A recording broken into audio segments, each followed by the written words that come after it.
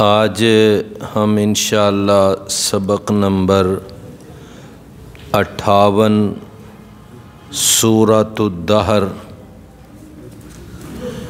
اس کی ہم انشاءاللہ کچھ آیات پڑھیں گے، یعنی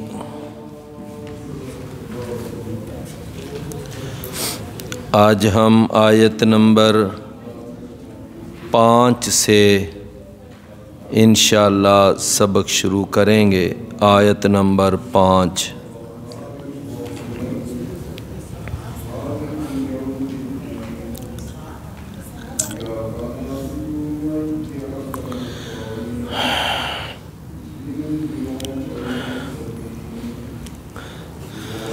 اعوذ باللہ السمیع العلیم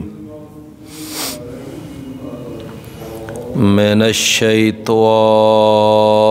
الرجیم من ہمزہ ونفخہ ونفثہ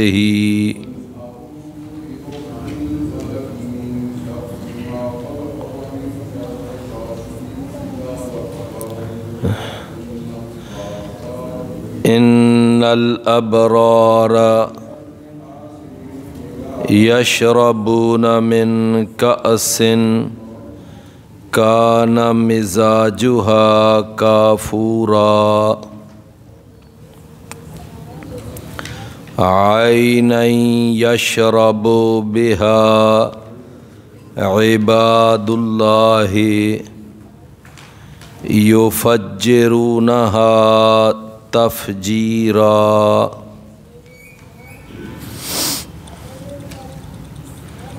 یوفون بالنذر ویخافون یوما کان شرہ مستطیرا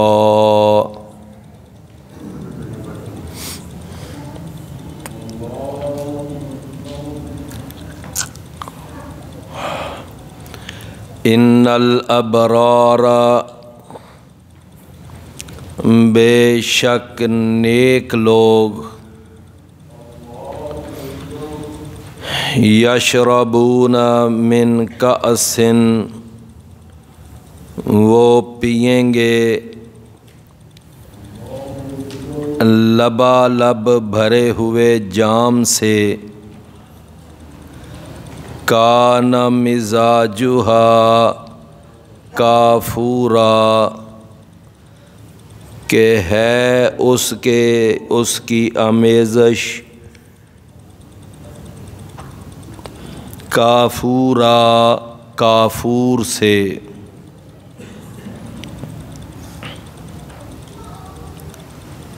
عیناً یہ کافور کا ایک چشمہ ہوگا، یشرب بہا عباد اللہ پئیں گے اس سے اللہ کے بندے، یفجرونہا تفجیرا وہ اس سے آگے نالیاں نکال کر لے جائیں گے، خوب نالیاں نکالنا۔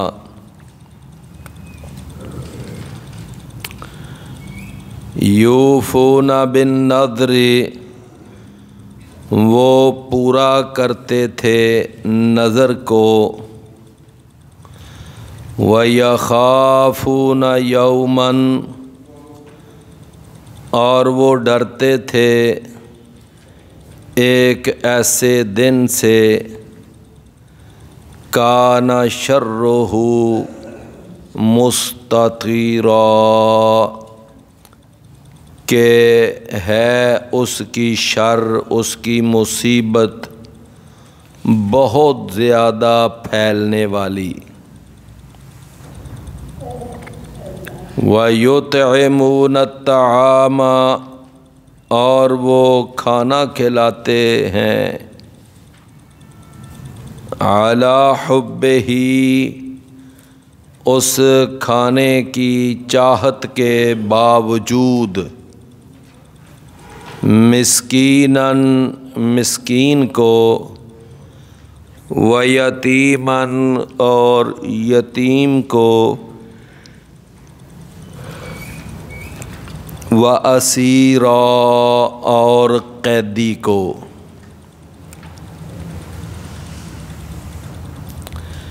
انما نطعمکم لوجہ اللہ، صرف ہم کھانا کھلاتے ہیں تم کو اللہ کی رضا کے لیے، لا نرید منکم جزاء، نہیں ہم ارادہ رکھتے تم سے کسی بدلے کا، ولا شکورا اور نہ ہی شکر گزاری کا۔ انا نخاف من ربنا، بے شک ہم ڈرتے ہیں اپنے رب سے، یوماً ایک ایسے دن سے، عبوساً کہ جو تیوڑی چڑھا دینے والا ہے، قمطریرا اور وہ بہت زیادہ سخت عذاب والا، لمبا ترین دن ہے، لمبا ترین دن ہے۔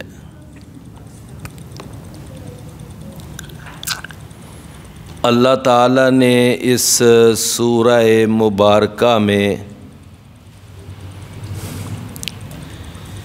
انسان کی پیدائش کا تذکرہ فرما کر آگے پھر انسان کو دیے گئے اختیار کا تذکرہ کیا کہ ہم نے انسان کو اختیار سونپا کہ وہ اللہ کا شکر گزار بندہ بننا چاہتا ہے یا وہ ناشکرا رہنا چاہتا ہے۔ آگے وہ جو بھی بنے گا اس کے مطابق اس کے ساتھ سلوک کیا جائے گا۔ اب اللہ کے اس دیے ہوئے اختیار کے مطابق بعض وہ لوگ تھے کہ جنہوں نے اس اختیار کو غلط استعمال کیا اور وہ غلط لائن پر چل پڑے۔ انہوں نے کفر، شرک، الحاد، معصیت اور فسق و فجور والا راستہ اپنایا، تو اس کے نتیجے میں پھر اللہ تعالیٰ نے ان کے لیے سزاؤں کا انتظام کیا۔ ہم نے پچھلے سبق میں یہ آیت نمبر 4 ہے نا، اِنَّا أَعْتَدْنَا لِلْكَافِرِينَ سَلَاسِلَ وَأَغْلَالًا وَسَعِيرًا، تو یہ جو ہے نا کہ ہم نے تیار کی کافروں کے لیے زنجیریں تیار کیں، طوق تیار کیے اور بھڑکتی ہوئی آگ تیار کی۔ اس کے بعد آگے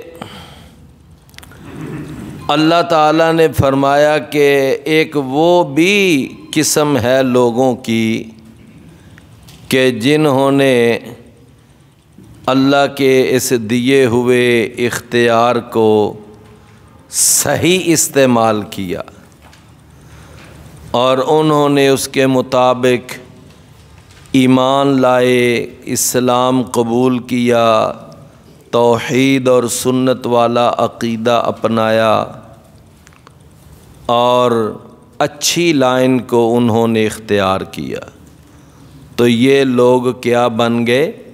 الابرار۔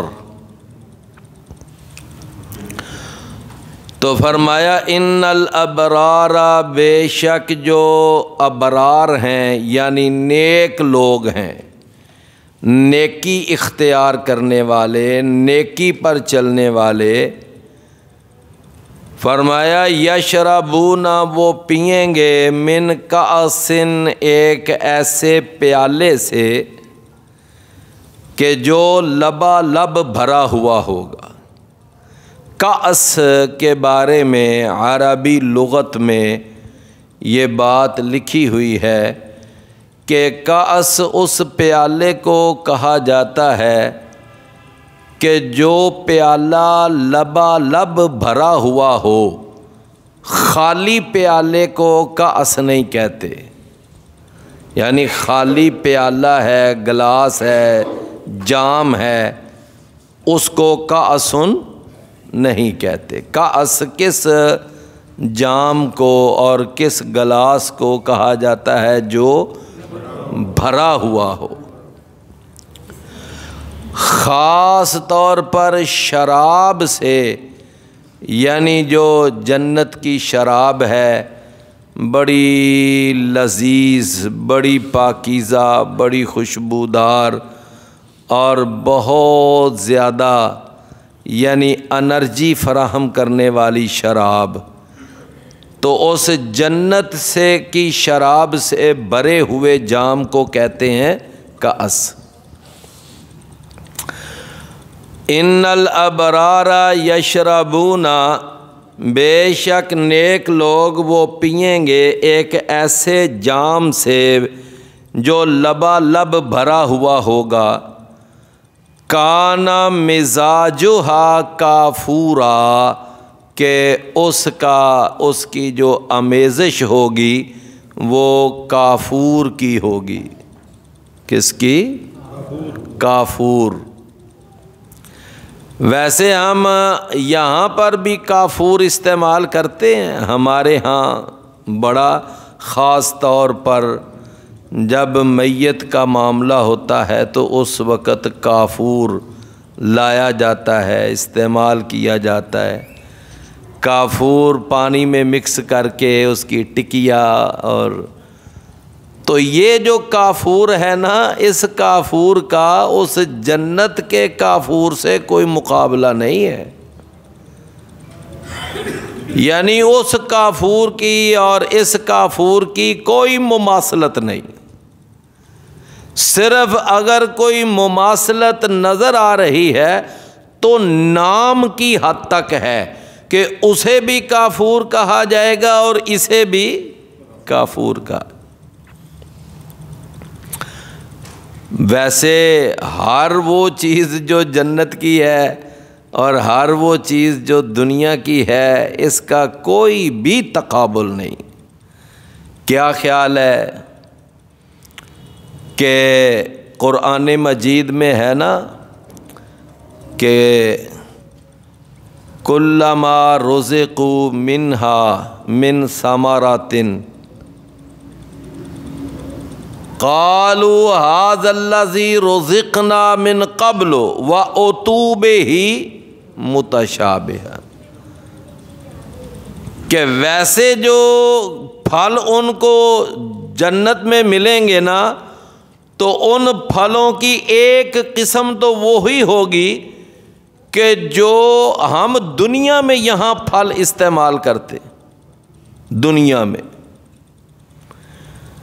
لیکن وہ دنیا کے پھلوں کے ساتھ صرف اپنی ظاہری شکل و صورت میں تو ملتا جلتا ہوگا، لیکن سرور میں، لذت میں، طاقت میں، انرجی میں اس کا اور اس کا بڑا فرق ہو۔ بات سمجھ آئی نا؟ اس میں کوئی مماثلت نہیں۔ تو دنیا کا کیلا اور جنت کا کیلا ایک جیسا، ہاں کیلا ہونے میں وہ لگے گا کیلا ہی، لیکن لذت میں بڑا فرق ہو۔ اسی طرح یہ جو کافور ہے نا، یہ صرف ایک لفظوں کی یعنی مطابقت ہے، لفظوں میں مماثلت ہے، لیکن یعنی کیفیت میں مماثلت نہیں ہے، نوعیت اور کیفیت دونوں کی بڑی مختلف۔ فرمایا کہ کانا مزاجھا کافورا، کہ جس میں کچھ امیزش ہوگی، کافور کی امیزش۔ اللہ، وہاں پر ویسے تو یعنی نہریں اور چشمے مختلف ہوں گے، لیکن یہ ہے کہ کبھی ایسا ہوتا ہے نا کہ ایک چیز اس کے اندر تھوڑی سی کوئی اور چیز ملا کر نا اس میں ذائقہ دوبالا ہو جاتا ہے، ذائقہ دوبالا ہو جاتا ہے۔ آپ نے کبھی دیکھا ہوگا یہ روڈوں کے اوپر بیٹھے ہوتے ہیں نا وہ جو سردائی والے، سمجھے نا، سردائی، تو وہ سردائی کا جو گلاس بھر کے دیتے ہیں، حالانکہ اس میں چینی ہوتی ہے، میٹھا ہوتا ہے، لیکن اس کے باوجود وہ انہوں نے نا روح افزا کی بوتل رکھی ہوتی ہے اور اس میں سے پھر تھوڑا سا روح افزا ڈال کے دیتے ہیں۔ اب اس سے کیا ہوتا ہے، اس میں رنگت بھی خوبصورت ہو جاتی ہے، ذائقے میں بھی ذرا کو ٹیسٹ اور بڑھ جاتا ہے۔ تو یعنی یہ جو ہے نا اس میں جو امیزش ہے کس کی ہے، روح افزا کی۔ فرمایا وہاں پر جو ابرار ہوں گے وہ ایسے شراب کے بھرے ہوئے جام پئیں گے کہ اس میں کچھ امیزش ہوگی کافور کی، کافور اس کے اندر مکس کریں گے، کافور۔ فرمایا عینن یشرب بہا عباد اللہ یفجرونہا تفجیرا، سمجھے نا، یہ ایک چشمہ ہوگا کہ پئیں گے اس سے اللہ کے بندے، یفجرونہا تفجیرا، اور وہ اس میں سے نالیاں نکال کر لے جائیں گے، خوب نالیاں نکالنا، جہاں جہاں جس کا کوئی محل ہے، کوئی کوٹھی ہے، کوئی بنگلہ ہے، یا وہاں پر ان کے بیٹھنے کی کوئی مجلس برپا ہونی ہے تو وہ وہاں پر نہ اس کی نالی نکال کر لے جائیں گے، وہاں وافر مقدار میں ہم اس کو استعمال کرنا چاہیں تو استعمال کریں۔ یعنی یہ بھی ان کو ایک سہولت ہوگی، سمجھے نا، اس کی جو فرنچائز ہے نا وہ جہاں چاہیں گے لے جائیں گے۔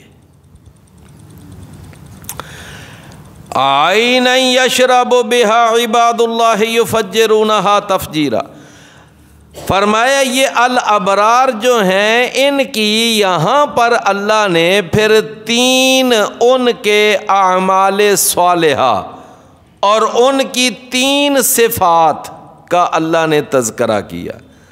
پہلی صفت اللہ نے بیان کی، فرمایا کہ یوفون بالنذر وَيَخَافُونَ يَوْمًا كَانَ شَرُّهُ مُسْتَطِيرًا، وہ نظر کو پورا کیا کرتے تھے، نظر کو پورا کرتے تھے۔ یہاں پر ایک بات ذرا تھوڑی سی سمجھنے والی ہے کہ نظر ہوتی کیا ہے، نظر کس کو کہتے ہیں، نظر بھائی نظر جو ہوتی ہے اس کا مطلب یہ ہوتا ہے کہ ایک کام جو ہے وہ تمہارے اوپر واجب نہیں ہے لیکن آپ اپنے طور پر اس کام کو اپنے اوپر واجب کر لیتے ہیں، اس کو کہتے ہیں نظر ماننا۔ ایک کام ایک عمل آپ پر واجب، سمجھے نا، لیکن آپ اپنے طور پر نظر مان لیتے ہیں، ارادہ کر لیتے ہیں، نیت کر لیتے ہیں کہ میں نے یہ کام اپنے اوپر فرض کر لیے۔ اب اس نظر کو پورا کرنا فرض ہو جاتا ہے۔ پہلے اس کی حیثیت کیا تھی، مستحب کی، لیکن جب نظر مان لی تو اب اس کی حیثیت کیا بن گئی، اب اس کی حیثیت بن گئی فرض کی۔ کیوں بھی بات سمجھ آئی نا؟ یاد رکھیں ایک مسئلہ کہ جو کام فرض ہیں نا، فرض ہیں، آلریڈی فرض ہیں، اللہ نے فرض کیے ہوئے ہیں، تو ان کی نظر ماننا جائز نہیں ہے بھئی، وہ تو آلریڈی فرض ہیں۔ ان کے بارے میں مثال میں آپ کو دیتا ہوں۔ ایک آدمی یہ نظر مان لیتا ہے، اچھا میرا اگر یہ امتحان جو آ رہا ہے میں اس میں پاس ہو گیا یا میرے اتنے فیصد نمبر آ گئے، سمجھے نا، یا میں نے جی یعنی کہ اپلائی کیا ہوا ہے اپنے فلاں ایڈمیشن کے لیے، اگر میرا میڈیکل میں ایڈمیشن ہو گیا یا انجینئرنگ میں یا فلاں میں اگر میرا ایڈمیشن ہو گیا تو میں 1 مہینہ 5 نمازیں باقاعدگی کے ساتھ پڑھوں گا۔ بتائیں کیا یہ نظر ماننا جائز ہے؟ یہ تو جائز ہی نہیں ہے۔ کیوں؟ او بھائی اس لیے کہ یہ نظر ماننے کا توق ہی کوئی نہیں بنتا، تیرا ایڈمیشن ہو یا نہ ہو، تو پاس ہو یا فیل ہو، یہ 5 نمازیں تو ساری زندگی ہر مسلمان پر دن اور رات میں فرض ہیں۔ اس میں پاس ہونے، فیل ہونے، ایڈمیشن ہونے یا نہ ہونے کا مسئلہ ہی نہیں ہے۔ تو بات آپ سمجھ رہے ہیں نا کہ فرض کام کی جو نظر ہے وہ نہیں مانی جاتی، سمجھے نا؟ یا یوں سمجھے کہ ایک آدمی نظر مان لے کہ میرا یہ کام ہو گیا، میں سارا رمضان کا مہینہ روزہ رکھوں گا۔ بھئی یہ بالکل بے مقصد نظر ہے۔ کیوں؟ روزہ رکھنا تو فرض ہے انسان پر۔ یہ بات سمجھ آ گئی نا کہ جو کام فرض ہو اس کی نظر نہیں مانی جاتی۔ اب آگے آ جائیں۔ نمبر 2، جو کام منع ہو، حرام ہو، ناجائز ہو، اس کی نظر بھی ماننا جائز نہیں ہے۔ کون سا کام؟ حرام، ناجائز کام، اس کی نظر ماننا بھی جائز نہیں ہے۔ آپ یوں سمجھیں کہ ایک آدمی یہ نظر مان لے کہ اچھا جی میرا اگر فلاں کام ہو گیا، میرا فلاں جگہ رشتہ ہو گیا یا میرا فلاں ایڈمیشن ہو گیا، یا تو میں کیا کروں گا، میں جناب پیدل جا کر علی حجویری کے دربار پر حاضری دوں گا، یا میں وہاں پر جا کر لنگر کی ایک دیگ تقسیم کروں گا، وہاں پر جا کر بکرا ذبح کروں گا۔ اب یہ جو نظر ہے نا، یہ نظر ماننا ہی حرام ہے۔ تو ناجائز کام کی نظر ماننا بھی کیا ہے؟ حرام ہے۔ بات سمجھے نا؟ ہمارے کئی لوگ وہ جناب کہتے ہیں نظر اللہ نیاز حسین۔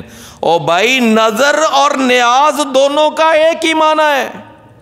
یہ دھوکہ دیا جاتا ہے لوگوں کو، جی نظر اللہ نیاز حسین، کہ ہم نظر تو اللہ کے نام کی مار رہے ہیں، نیاز حسین کے نام کی پکار رہے ہیں۔ یہ کتنا بڑا دھوکہ، اللہ معاف فرمائے۔ میرے بھائیوں ایسے ایسے دھوکے دیے جاتے ہیں کہ تم سوچ بھی نہیں سکتے۔ تو یہ کیا ہے؟ یہ دھوکہ ہے، سمجھے نا؟ میں ابھی نا یہ ظہر کے بعد ایک جگہ بیٹھا ہوا تھا، ظہر کے بعد تو میرے سامنے نا میرا ایک عزیز تھا، تو اس کے پاس موبائل، تو اس نے نا کوئی ایک چھوٹی سی تقریر لگائی ہوئی تھی۔ تقریر، ذرا توجہ سے بات سمجھنا۔ اب میں وہ تقریر میں بالکل سامنے، مجھے نہیں پتا یہ کون تقریر کر رہا ہے، کیونکہ وہ میرے سامنے بیٹھا تھا، موبائل اس کے ہاتھ میں تھا، اور اس کی جو تھی نا یعنی موبائل کی جو سکرین ہے وہ اس کی طرف تھی، مجھے تو نہیں، میں بس آواز سن رہا تھا۔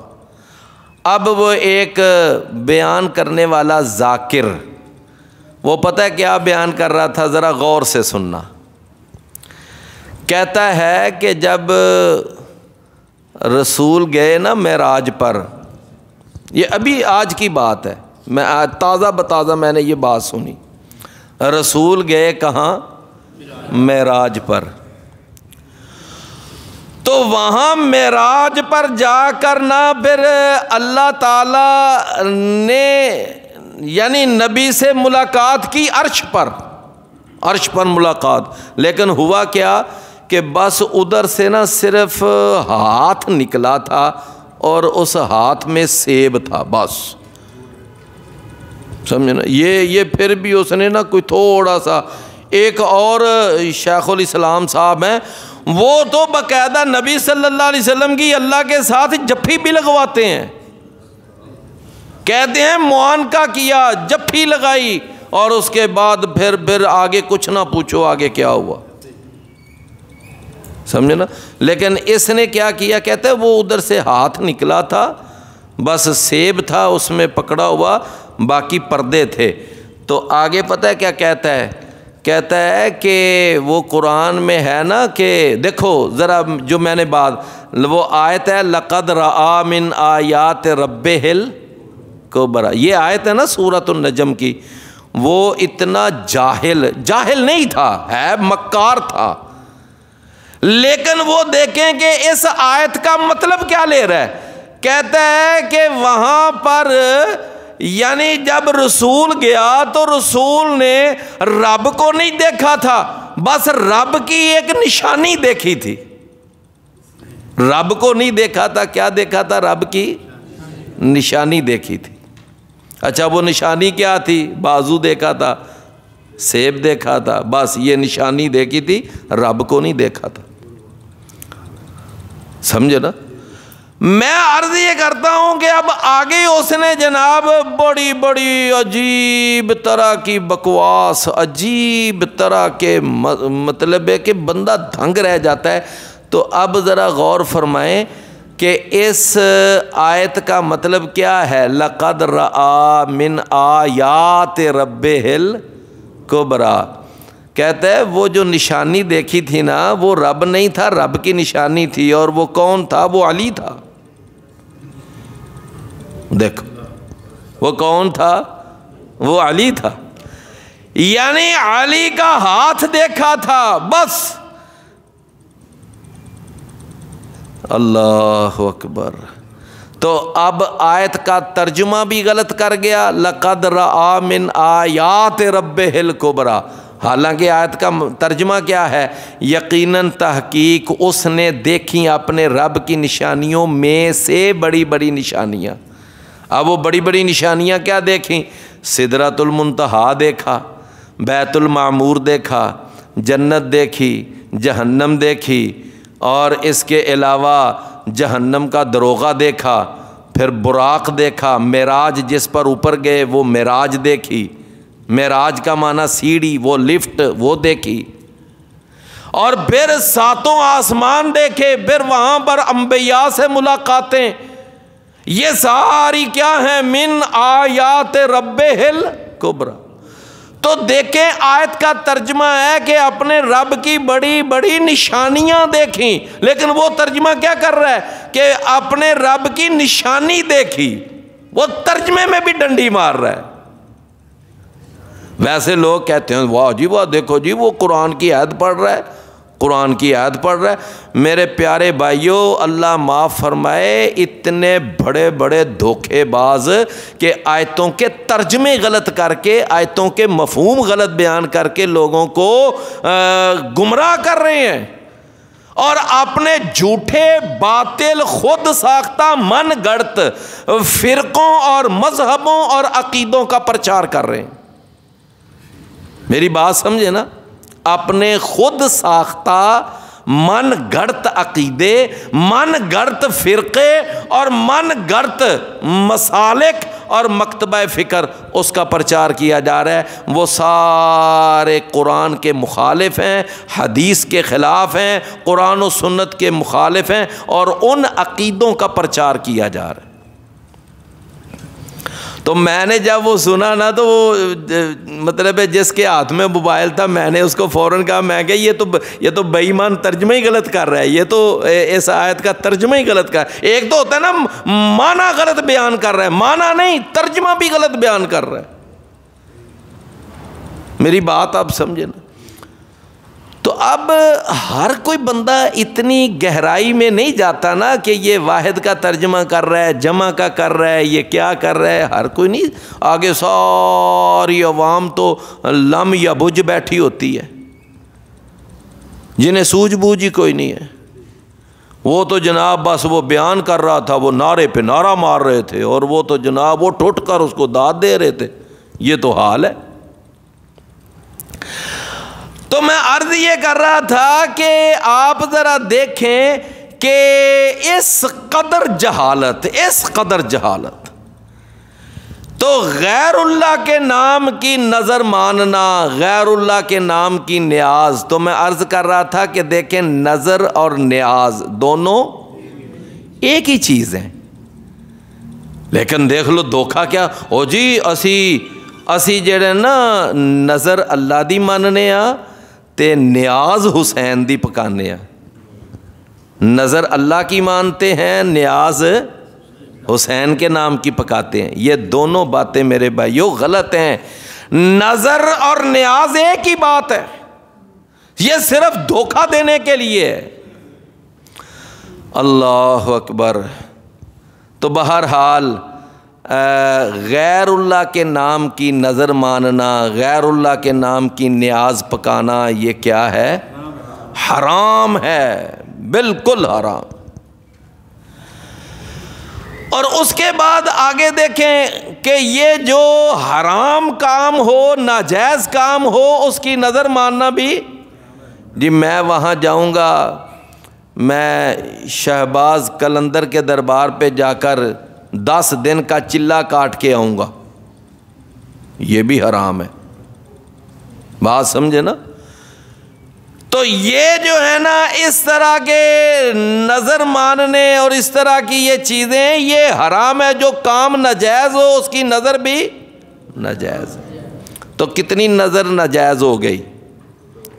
2۔ ایک میں نے کہا جو کام فرض ہے، فرض کی نظر ماننا بھی غلط ہے۔